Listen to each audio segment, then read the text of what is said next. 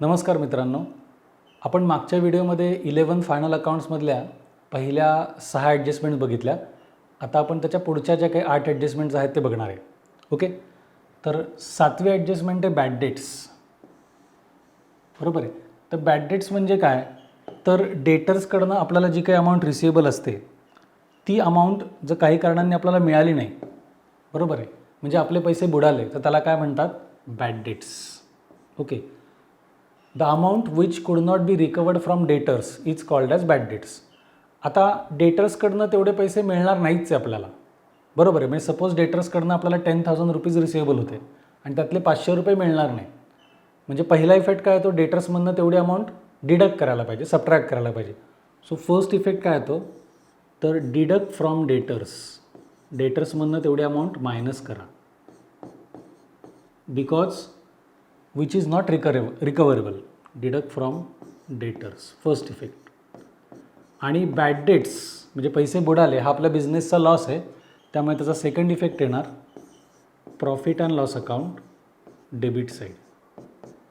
Profit and loss account debit side, हे दोन effect झाले. जसं बॅड डेट्सची ॲडजस्टमेंट आहे तशीच नेक्स्ट 8th ॲडजस्टमेंट आहे RDD. ओके, याला म्हणतात रिझर्व फॉर डाऊटफुल डेट्स, किंवा याला वेगवेगळी नावं आहेत.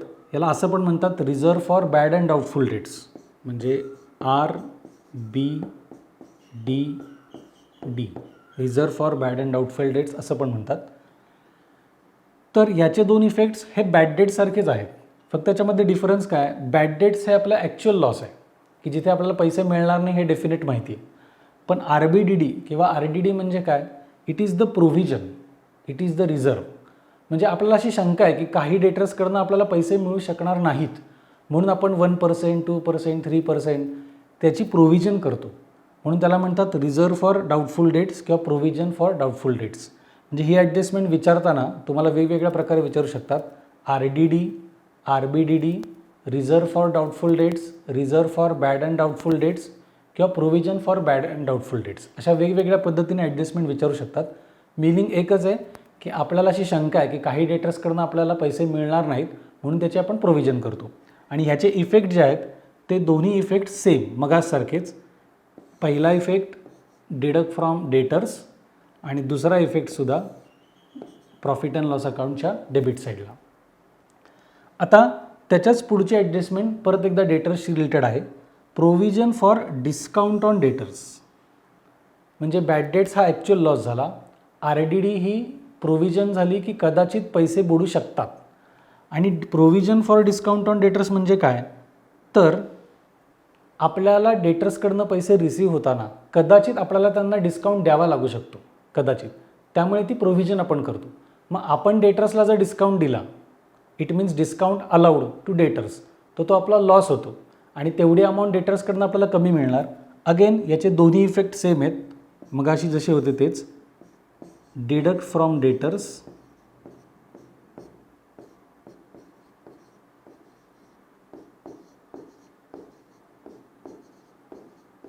आणि दुसरा इफेक्ट प्रॉफिट अँड लॉस अकाउंटच्या डेबिट साईडला.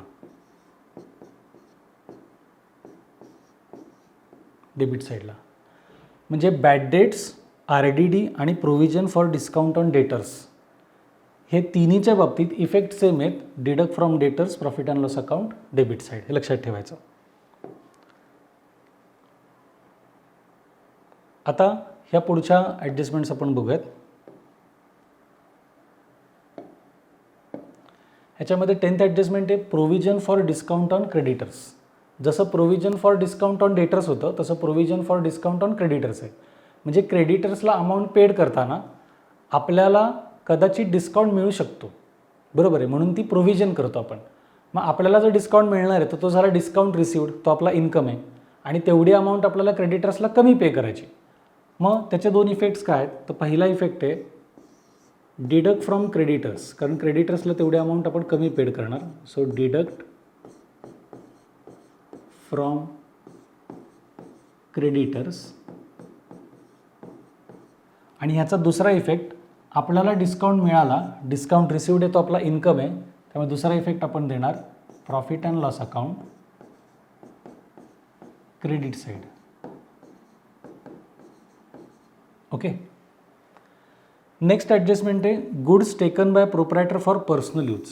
प्रोप्रायटरनी बिझनेसमधले काही गुड्स पर्सनल यूजसाठी घेतले. आता पर्सनल यूजसाठी घेतले म्हणजेच आपण त्याला काय म्हणतो, ड्रॉइंग्स. प्रोप्रायटरनी बिझनेसमधून पर्सनल यूजसाठी कॅश घेऊ देत, गुड्स घेऊ देत, त्याला आपण काय म्हणतो, ड्रॉइंग्स. मग आता ह्याचे दोन इफेक्ट काय बघा. आपले तेवढे गुड्स कमी होतात आपल्या बिझनेसमधले, आउटवर्ड मुवमेंट आहे गुड्सची, त्यामुळे पहिला इफेक्ट जातो ट्रेडिंग अकाउंटच्या क्रेडिट साईडला, कारण तेवढे गुड्स आपल्याकडनं कमी झाले. So first effect is trading account credit side. आणि दुसरा इफेक्ट त्याचे तेवढे ॲडिशनल ड्रॉइंग्स झाले. मग हे जे काही ॲडिशनल ड्रॉइंग्ज आहेत ते त्याच्या कॅपिटलमधून सबट्रॅक्ट करायला पाहिजे. त्यामुळे दुसरा इफेक्ट डिडक्ट फ्रॉम कॅपिटल.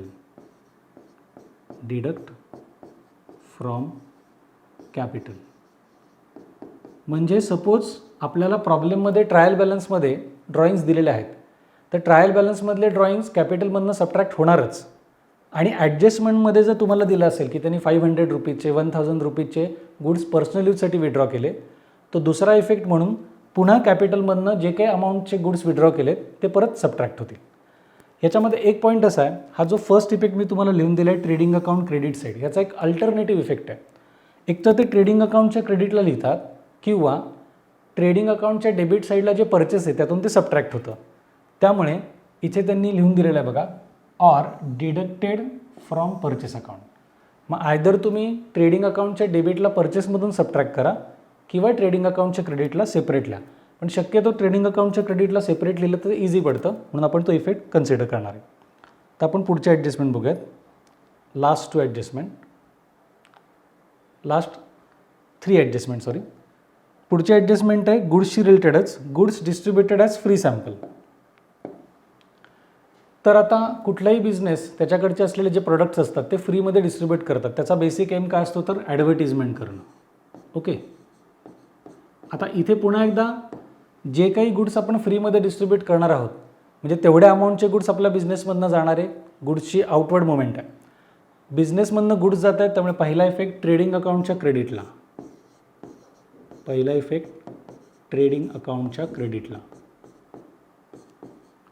आणि दुसरा इफेक्ट आपण गुड्स फ्रीमध्ये देतोय, म्हणजे आपला एक प्रकारचा एक्सपेन्स आहे प्रॉफिट अँड लॉस अकाउंटच्या डेबिटला.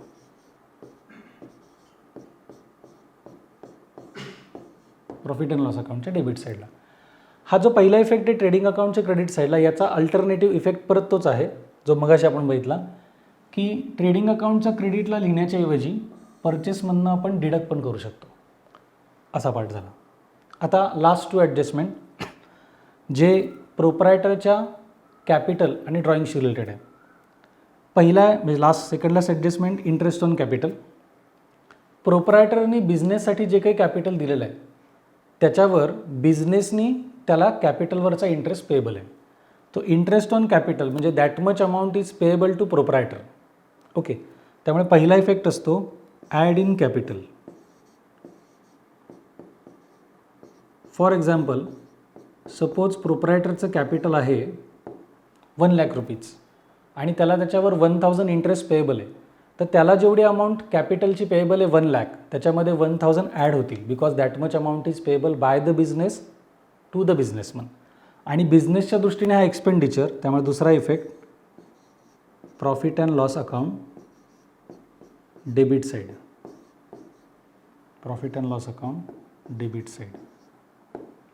ओके. एक्झॅक्टली ह्याच्या अपोजिट लास्ट ॲडजस्टमेंट आहे इंटरेस्ट ऑन ड्रॉइंग्स.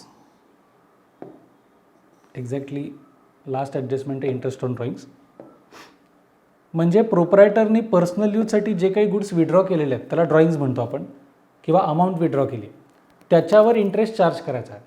म्हणजे थोडक्यात बिझनेस पॉईंट ऑफ व्ह्यूने बिझनेसमनकडून किंवा प्रोप्रायटरकडून ड्रॉइंग्सवर इंटरेस्ट चार्ज केले, म्हणजे तेवढी अमाऊंट रिसिवेबल आहे. So that is called as interest on drawings. ह्याचे दोन इफेक्ट काय, तर डिडक्ट फ्रॉम कॅपिटल, कारण कॅपिटलची अमाऊंट जी काही आहे ती बिझनेसनी बिझनेसमनला पेएबल आहे, आणि इंटरेस्ट ऑन ड्रॉइंग्स ही बिझनेसमनकडून रिसिवेबल आहे. मग त्याला जी काही अमाऊंट पेएबल आहे कॅपिटल त्याच्यातून हा इंटरेस्ट ऑन ड्रॉइंग सबट्रॅक्ट करायचा आणि आपल्याला इंटरेस्ट ऑन ड्रॉइंग्स मिळते बिझनेस पॉईंट ऑफ व्ह्यूने, तर तो आपला इन्कम झाला. म्हणून त्याचा second effect profit and loss account credit side.